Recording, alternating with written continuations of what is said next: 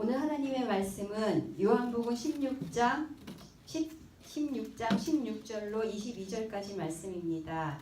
신약성경 175쪽쯤에 있는 요한복음 16장 16절로 21절까지 말씀 제가 봉독하겠습니다.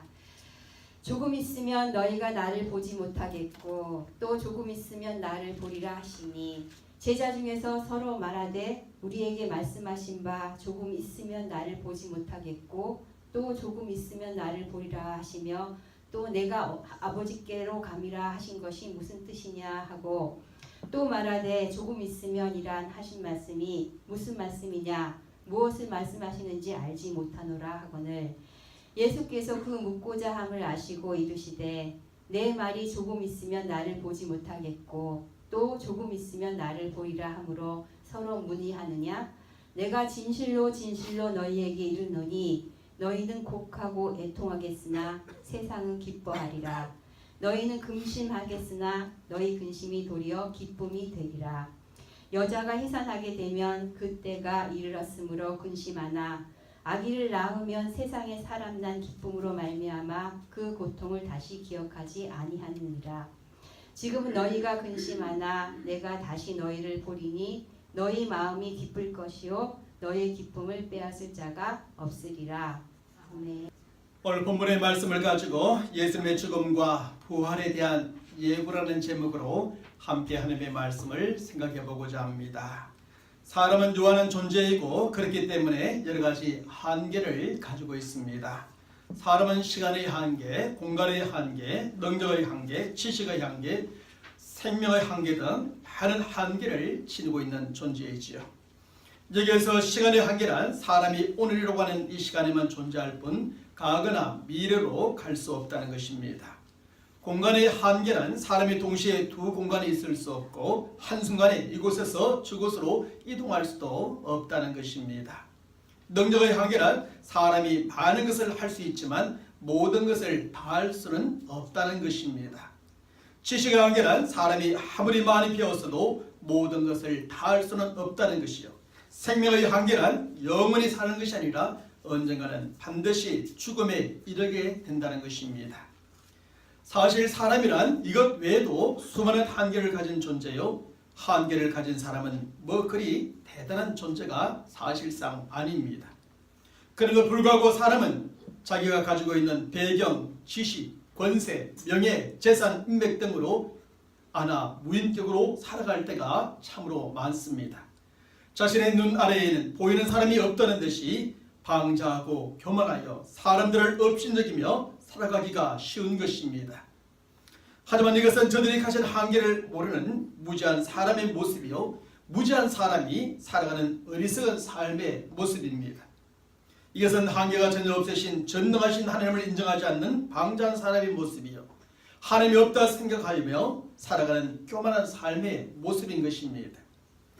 바로 이런 점에서 사람이란 자신의 한계를 분명히 알고 그 한계를 인정하며 살아야 합니다. 피조물에 불과한 사람은 창조주신 전능하신 하나님의 손 아래에서 항상 겸손하게 살아가야 하는 것입니다.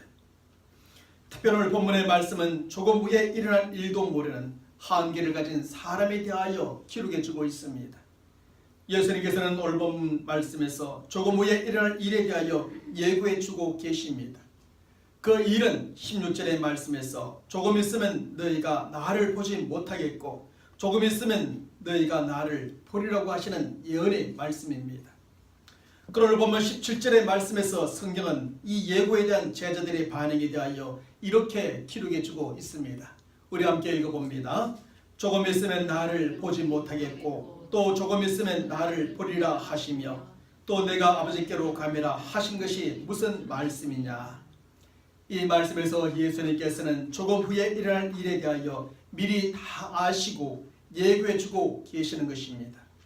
그리고 여기에서 조금 후에 일어날 일이란 바로 예수님의 죽음과 부활에 대한 예고의 말씀인 것입니다. 예수님께서는 이제 죽음의 때가 가까이 다가온 줄 아시고 당신의 죽음과 부활에 대하여 미리 예고해 주십니다. 예수님께서는 먼저 조금 있으면 너희가 나를 보지 못하겠다는 말씀으로 예수님의 죽음을 예고해 주고 계십니다. 또한 조금 있으면 너희가 나를 보리라는 말씀으로 예수님의 부활을 또한 예고해 주고 계시는 것입니다. 조금 있으면 예수님께서 십자가에 못 박혀 죽으실 것이기 때문에 제자들이 예수님을 보지 못하리라는 것이죠. 하지만 또 조금 있으면 죽음에서 다시 살아날 것이기 때문에 저들이 예수님을 다시 보게 되리라고 하시는 예언의 말씀입니다. 이처럼 예수님께서는 조금 후에 일어날 일에 대하여 미리 알고 계셨고 알고 계셨기 때문에 이렇게 미리 예고해 주시는 것입니다. 그리고 예수님께서는 미리 예고하신 그 말씀대로 십자가에 못 박혀 죽으셨다가 3일 만에 다시 살아나게 됩니다. 하지만 제자들은 조금 후에 일어날 일에 대하여 전혀 알지 못했고 예수께서 계속 미리 가르쳐 주었음에도 불구하고 도무지 이해를 하지 못하고 있었습니다. 그래서 저들은 예수님께서 무슨 말을 하시는 거야 하는 의아하며 또 서로에게 묻고 있는 것입니다. 이런 사실에 대해서는 야고보서 4장 14절의 말씀에서 이렇게 밝혀주고 있습니다. 내일 일을 너희가 알지 못하는도다. 너희 생명이 무엇이냐? 너희는 잠깐 보이다가 없어지는 안개니라. 이처럼 사람이란 내일 어떤 일이 일어날지 모르고 조금 후에 무슨 일이 일어날지 모르는 존재입니다. 왜냐하면 사람을 창조하신 하나님께서 사람에게 내일을 아는 능력을 주지 않으셨고 다른 사람은 조금 후에 일어날 일도 모르는 한계를 가진 존재에 불과한 것입니다. 그럼에도 불구하고 조금 후에 무슨 일이 일어날지 미리 아는 사람이 있다면 그 사람은 사람의 능력으로 아는 것은 결코 아닙니다. 그것은 하나님께서 어떤 특별한 목적 가운데 미리 알게 해 주시거나 아니면 귀신을 힘입어 아는 것입니다. 사실 성경에 보면 하나님께서 특별한 목적 가운데 하나님의 사람들에게 미래에 일어날 일들을 미리 말씀해 주시고 알게 하셔서 예고하게 하신 일들이 많이 있었습니다. 그러 많은 하나님의 사람들이 하나님의 특별한 목적 가운데 미래에 일어날 일을 미리 알고 예고해 주기도 하였던 것입니다. 노아는 온 세상의 심판에 대하여, 아브라함은 온 인류의 구원에 대하여, 이사야는 오실 메시아에 대하여 미리 알고 예고해 주기도 하였던 것입니다. 그리고 오늘 본문의 말씀에서 예수님께서는 조금 후에 일어나게 될 예수님의 죽음과 부활에 대하여 미리 아시고 예고해 주고 계시는 것입니다. 그런데 성경에 보면은 하나님이 아니라 귀신을 힘입어 미래의 일을 미리 알고 말하는 경우들도 종종 나오고 있음을 보게 됩니다. 저들은 주로 우상 숭배자들로서 귀신의 지배를 받는 자들이요, 그 목적은 사람들로 하여금 귀신의 지배 아래에 두고자 하는 목적을 가지고 그렇게 행하는 것입니다. 그런데 오늘날에도 하나님의 특별한 목적이 아니라 귀신의 이러한 목적 가운데 그를 힘입어 미래를 말하는 점쟁이나 무당이나 같은 사람들이 있습니다. 이 점쟁이나 무당과 같은 사람들도 미래 일을 예측하기도 하고 예고하기도 합니다. 그러나 저들은 바로 귀신을 힘입어서 이렇게 미래 일을 예측하고 예견하여 예고해 주는 것입니다. 그러나 이러한 일들은 하나님께서 심히 가증히 여기시는 것으로서 하나님의 심판이 따르는 악한 행위인 것입니다. 그러므로 하나님을 믿고 섬기는 성도들은 이러한 자들을 의지하거나 저들을 찾아가서 자기 자신과 가정과 직장과 사업의 미래를 알고자 하는 그런 유혹에 빠져서는 안 됩니다. 그것은 동일하게 하나님께서 가증히 여기시는 것이고 심판에 따르는 행위이기 때문에 그렇습니다. 사는 여러분, 그러면 사람이 조금 후에 무슨 일이 날지 전혀 모를 때 어떤 반응을 보이며 살아가게 될까요? 사람은 크게 두 가지 방향으로 반응을 보이게 되는데 첫 번째 반응은 너무 편안하게 살아가는 것입니다. 사실 조금 후에 안 좋은 일, 불행한 일이 일어난다는 것을 안다면 사람이 그렇게 편안하게만 살아갈 수 없을 터인데 전혀 모르기 때문에 오히려 편안하게 살아가기도 하는 것입니다. 실제로 어떤 사람들은 내일 사업이 어떻게 될지 모르고 내일 생명이 어떻게 될지 모르기 때문에 그저 편안하게 여러 가지 계획을 세우고 새로운 일들을 추진합니다.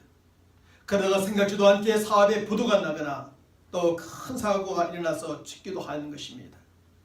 그리고는 다음에서야 저들은 말하기를 나에게 이런 일이 일어날 줄 몰랐고 나의 가족에게 이런 비극이 찾아줄 줄 몰랐다고 그렇게 고백하게 되는 것입니다.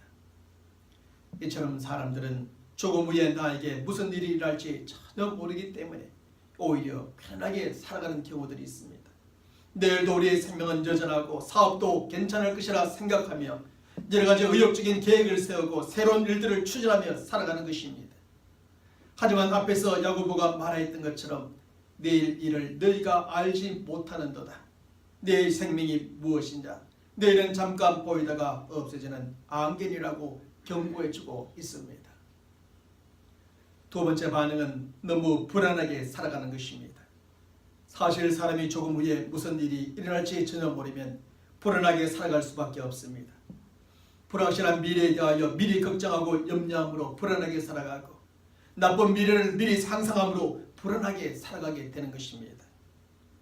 그래서 어떤 사람은 미래에 대한 불안함 때문에 스트레스를 받고 정신적인 고통을 겪기도 합니다.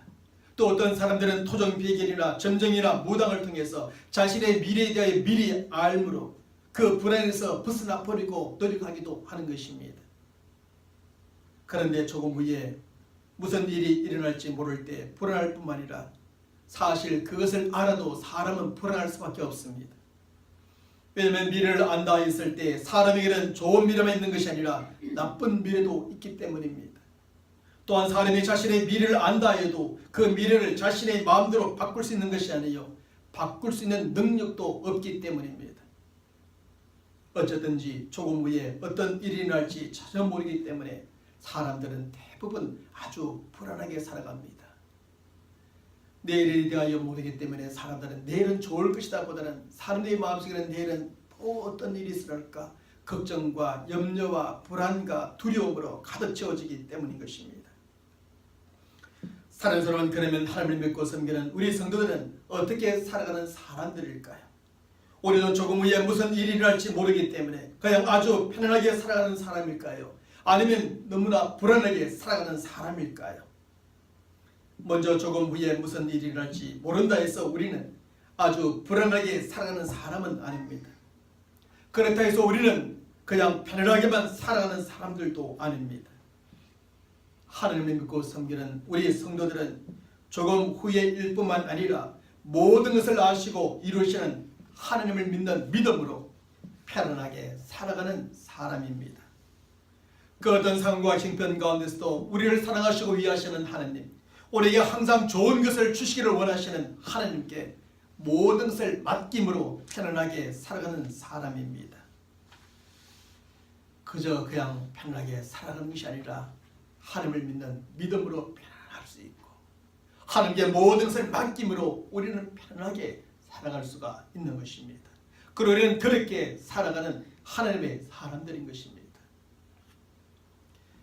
사랑하는 성도 여러분, 사실 오늘 본문의 말씀에서 예수님이 제자들에게 조금 후에 일어날 일에 대하여 미리 예고해 주신 이유가 있었습니다. 조금 있으면 일어나게 될 예수님의 죽음과 부활에 대하여 미리 예고해 주신 이유가 크게 세 가지가 있었습니다. 첫 번째는 예수님은 예수님의 죽음과 부활에 대하여 미리 예고해 주심으로 그 일이 이루어졌을 때 제자들로 확실히 믿도록 하기 위한 것이었습니다. 사실 사람들은 미리 예고해주고 예고한 대로 이루어지면 아 그렇구나 하면서 확실하게 믿게 되는 것입니다. 두 번째로 예수님은 예수님의 죽음과 부활에 대하여 미리 예고해 주심으로 제자들로 죽음이 끝이 아니라 부활이 있음을 알게 하기 위한 것이었습니다. 사람들은 죽음이 끝이라 생각하지만 예수님은 내가 죽고 다시 살리람을 통하여 죽음이 끝이 아닌 다시 삶이 있음을 가르쳐 주고자 하신 것입니다. 세 번째로 예수님은 예수님의 죽음과 부활에 대하여 미리 예고해 주심으로 제자들로 염려하거나 불안해하지 않게 하기 위한 것이었습니다. 결국 예수님께서 자신의 죽음과 부활에 대하여 미리 예고해 주신 당장의 이유는 지금 불안해하는 제자들로 하여금 불안해하지 말고 편안하게 살도록 하기 위한 것이었던 겁니다.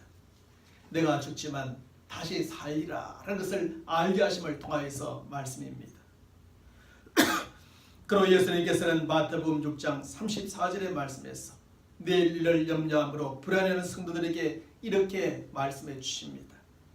그러므로 내일 일을 염려하지 말라. 내일 일은 내일 염려할 것이요 한날의 괴로움은 그날로 족하니라. 다시 말하면 아버지 되시는 하나님께서 자유된 우리 성도들의 삶을 돌봐 주실 것이기 때문에 너무 염려하거나 불안해하지 말라는 말씀입니다.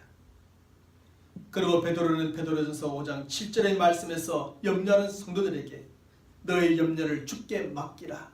이는 그가 너희를 돌보심이라고 가르쳐주고 있습니다. 다시 말하면 하나님께서 너희를 돌봐 주실 것이니 너희의 모든 염려를 하나님께 맡기고 편안히 살라고 하시는 권고의 말씀입니다. 또한 바울은 빌립보서 4장 6절의 말씀에서 여러 가지 삶의 필요 때문에 염려하는 성도들에게 이렇게 권면해주고 있습니다. 우리 함께 읽어봅니다. 아무것도 염려하지 말고 다만 모든 일에 기도와 간구로 너희 구할 것을 감사함으로 하나님께 아뢰라. 다시 말하면 우리가 염려할 시간에 하나님께 기도하라는 것이요, 기도할 때 하나님께서 응답해 주실 것이니 염려하지 말라는 약속의 말씀입니다. 그러므로 우리가 조금 후에 무슨 일이 일어날지 모르는 한계를 가진 사람이지만 우리는 불안해하지 않습니다. 우리는 불확실한 내일 무슨 일이 일어날까 미리 앞당겨 생각함으로 불안하게 살아가지도 않습니다. 우리는 조금 후의 일을 다 모르지만 그것을 다 아시고 돌봐주시는 하나님을 있는 믿음으로 우리는 편안함을 누리며 살아가게 되는 것이죠. 우리는 오늘과 내일의 모든 염려를 우리를 돌봐주시는 하나님께 모두 맡김으로 편안하게 살아갈 수 있게 되는 겁니다.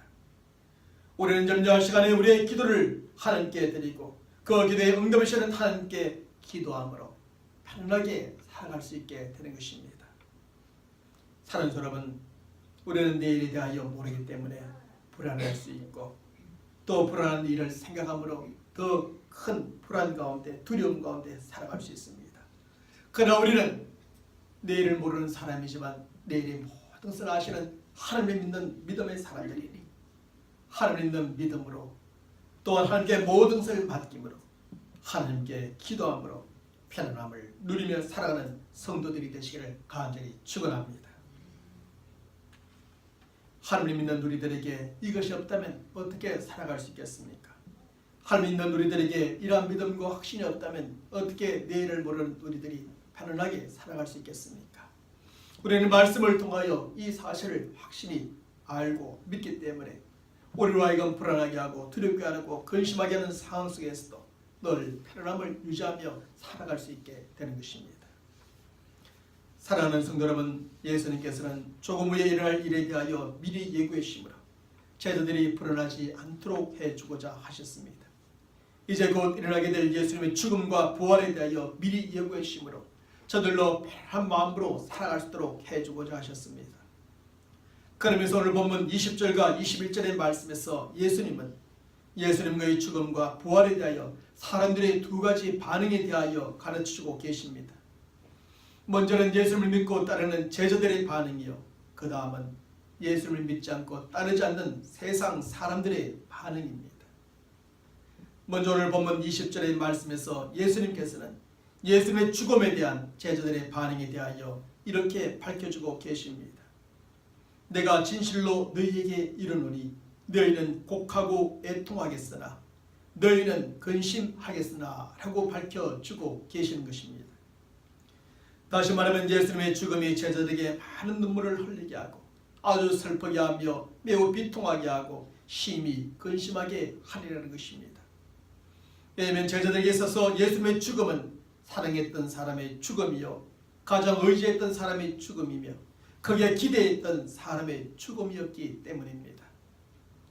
저들에게 있어서 예수님의 죽음은 패배요, 실패요, 모든 것의 끝으로서 모든 희망이 사라지는 것이었기 때문입니다. 그래서 예수님의 죽음은 예수를 믿고 따르는 제자들에게 이렇게 눈물과 슬픔과 비통과 근심이 가득하게 하는 것입니다. 하지만 예수님의 죽음은 죽음으로 끝나는 것이 아니었습니다. 예수님께서는 오늘 본문 20절과 22절의 말씀에서 또한 이렇게 밝혀주고 계십니다. 우리 함께 읽습니다. 너희는 근심하겠으나 너희 근심이 도리어 기쁨이 되리라. 지금은 너희가 근심하나 내가 다시 너희를 보리니 너희 마음이 기쁠 것이요 너희 기쁨을 빼앗을 자가 없으리라. 다시 말하면 예수님의 죽음은 죽음으로 끝나는 것이 아니라 부활로 다시 살아나게 된다는 것입니다. 사실 예수님의 죽음은 죽음으로 영원히 사라지게 한 것이 아니라 영원히 살기 위한 죽음이었던 겁니다. 그러므로 예수님의 죽음은 그를 믿고 따르는 제자들에게 더 이상 눈물과 슬픔과 비통과 근심을 주는 것이 아니라 부활로 오히려 기쁨을 주는 죽음이 되었습니다. 예수님의 죽음은 패배요, 실패요, 모든 것의 끝이요, 절망의 끝처럼 보였지만 부활로 다시 승리요, 성공이요, 모든 것의 시작이며 희망을 주는 죽음이 되어진 것입니다. 그것은 마치 해산하는 여인과 같이 해산할 때가 되면 해산의 고통이 있지만 아이를 낳는 그 기쁨이 너무나 커서 그 모든 고통을 다 잃어버리는 것처럼 예수님의 부활이 이전의 모든 슬픔을 다 잃어버리게 하고 기쁨으로 충만하게 하는 것입니다. 그리고 예수님으로 말미암는 그 기쁨은 세상 그 누구도 그 무엇도 결코 빼앗아갈 수 없는 기쁨인 것입니다. 세상이 주는 기쁨은 잠시 주고 그만 빼앗아갑니다. 금방 기뻤다가 금방 슬퍼지는 것이 세상이 주는 것입니다. 그러나 예수님께서 죽으시고 부활하심으로 주시는 그 기쁨은, 그 즐거움은 이 세상 그 누구도 그 무엇도 빼앗아갈 수 없는 기쁨이요 즐거움인 것입니다. 사랑하는 여러분, 결국 예수님의 죽음만을 알고 믿는 사람들은 끝까지 눈물과 슬픔과 비통과 근심 가운데 살아가게 되는 것입니다. 예수님의 죽음을 알고 믿는 사람은 패배요, 실패요, 모든 것의 끝이요, 절망으로 끝나고 마는 것입니다. 하지만 예수님의 죽음과 함께 부활을 알고 믿는 사람들은 더 이상 눈물과 슬픔과 비통과 근심이 아니라 부활의 기쁨으로 충만하게 되는 것입니다. 패배요, 실패요, 모든 것의 끝이요, 절망이 아니라 승리요, 성공이며 새로운 시작이며 희망으로 가득 차게 되는 것입니다. 그래서 예수님의 죽음을 생각할 때는 우울해지지만 예수님의 부활을 생각하면 기쁨이 가득해지는 겁니다. 그러므로 우리가 예수님을 알고 믿되 우리의 죄를 위하여 십자가에 못 박혀 죽으신 예수님의 죽음을 바로 알고 믿는 성도들이 먼저 되어야 하지요. 또한 예수님의 죽음을 알고 믿을 뿐 아니라 우리의 구원과 생명과 부활을 위해 다시 사신 예수님의 부활을 바로 알고 믿는 성도들이 되어야 합니다. 그러면 예수님의 죽음에 대한 이 세상 사람들의 반응은 어떻습니까? 오늘 본문 20절의 말씀에서 예수님께서는 저들의 반응에 대하여 세상은 기뻐하리라고 가르쳐주고 있습니다. 세상은 예수님의 죽음을 그렇게 기뻐한다는 것입니다. 동일한 예수님의 죽음을 두고 제자들이 보여주는 반응과 세상 사람들이 보여주는 반응이 이렇게 다른 것입니다. 예수님의 제자들은 예수님의 죽음에 대하여 곡하고 애통해하지만 세상 사람들은 그것을 참으로 기뻐하는 것입니다.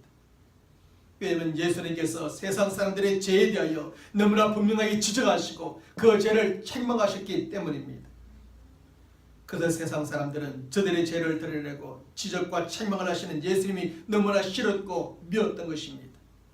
저는 그런 예수님을 사사건건 대적하고 핍박하였으며 결국에는 그가 죽기를 간절히 바랬던 것입니다. 그래서 세상 사람들은 예수님이 십자가에 못 박혀 죽으셨을 때 그렇게 기뻐하고 기뻐하였습니다. 저들은 저들의 죄를 지적하고 책망하셨던 예수님의 죽음을 이젠 지적하고 책망할 사람이 없어졌기 때문에 그렇게 기뻐했던 것입니다. 저들은 저들이 대적하고 핍박했던 예수님의 죽음으로 승리를 거두었다고 생각했기 때문에 그렇게 기뻐했던 것입니다. 저들은 저들이 싫어했고 미워했으면 죽기를 바랬던 예수님의 죽음이었기에 알테리가 빠졌던 것처럼 그렇게 기뻐했던 것입니다. 하지만 예수님의 죽음은 죽음으로 완전히 끝난 것이 아니었지요. 예수님께서 미리 예고해 주신 그대로 죽으셨을 뿐만 아니라 부활로 죽음에서 다시 살아나게 되셨습니다. 그러므로 예수님의 죽음으로 그렇게 기뻐하였던 세상 사람들은 오히려 곡하며 애통하게 된 겁니다.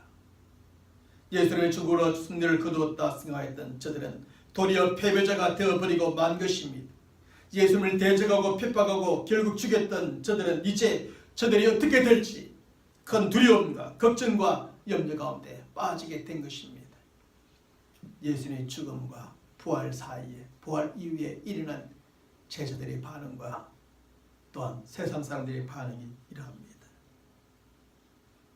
사랑하는 여러분, 이것은 그 당시뿐만 아니라 오늘날에도 마찬가지입니다. 복음은 예수님께서 우리 죄를 위하여 십자가에 못 박혀 죽으셨다는 것이요, 또한 우리의 구원과 생명과 부활을 위해 다시 살아나셨다는 것입니다.